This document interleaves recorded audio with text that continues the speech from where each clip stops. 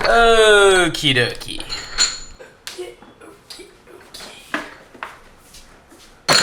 Now, I'm gonna explain all of these in just a second, but before we get into that, a brief recap. I quit my corporate job on March 31st, 2021. Now, since then, it has been 2022, 2023, and 2024. Now, in that time, Offset has expanded, new models have come out, old models have been retired, and with all this messy kind of evolutionary process, there have been a bunch of yo-yos that are technically sellable, that just kind of got caught in between all of this and we just completely forgot about them. Now, everything here is a B grade, is technically sellable. I don't need any extra yo-yos in my collection. I thought I'd just give you guys a brief rundown on some of the models, just in case you guys have forgotten how the models we have today kind of got to where they were. Starting first with the Outlier 2.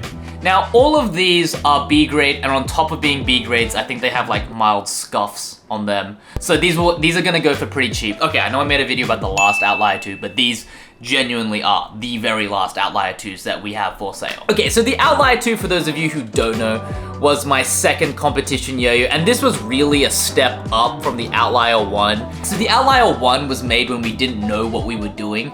Outlier 2 was designed by Jeff Pang. So like, even if we didn't know what we were doing, he kind of knew what he was doing. We've since modified this yo-yo. The Outlier 3 has just a completely updated weight distribution.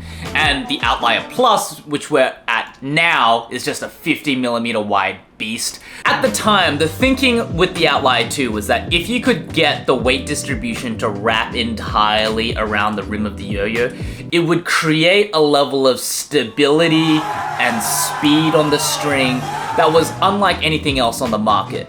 I would say we achieved it, and I definitely think that there's still some merit to this design. I just opted to shift away because I wanted something different.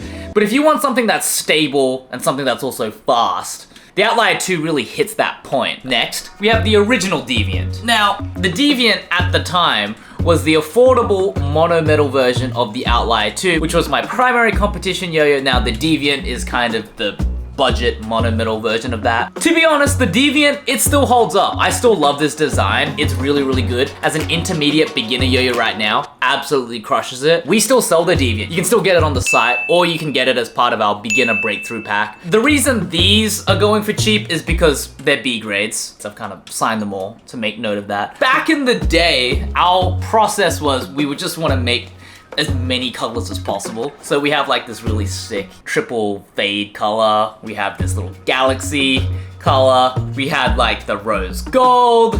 We had the regular gold. Oh, you guys remember this? This was a popular color. We had this like blue and orange color. And we still have these blues. This blue was the most popular. It's still being sold right now. But if you guys want any of the other exotic colors, we kind of discontinued those. We're only doing the blue, the silver, and the blue silver fade because those were the most popular colors. And everything here has kind of just become antiquated. Next up, we have the Omniscent.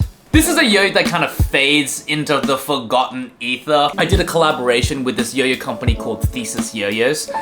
And we basically really wanted to design a bimetal competition yo-yo that was rounded. Now, we never really made many of these, but it was a pretty sick yo-yo. And over time, we kind of just sold through them slowly. The 3 of them is all we have left. These ones have slight vibe. You know what? I'm gonna sign these. 3 final Omniscience. Comment down below if you get one of these. I wanna know if someone wants to get all 3. And finally, we have the Reminiscent. You know, it's funny. This yo-yo was forgotten even when it was like the hot new thing, so it's been forgotten again. This is the yo-yo everyone forgot about twice. Now, the idea with the Omniscient was that it was gonna be this really good bimetal rounded yo-yo. Because of its bimetal design, it was really expensive. So we created a mono-metal version called the Reminiscent. It took us ages to think of that name, so if you guys could just comment down below. Reminiscent is a great name. That would make me feel great. So ultimately, we have B-grade Outlier 2s, B-grade Deviants, B-grade Omniscience, and B-grade Reminiscence. If nobody wants them, I'm just gonna cry myself in a corner, but you know, there you have it.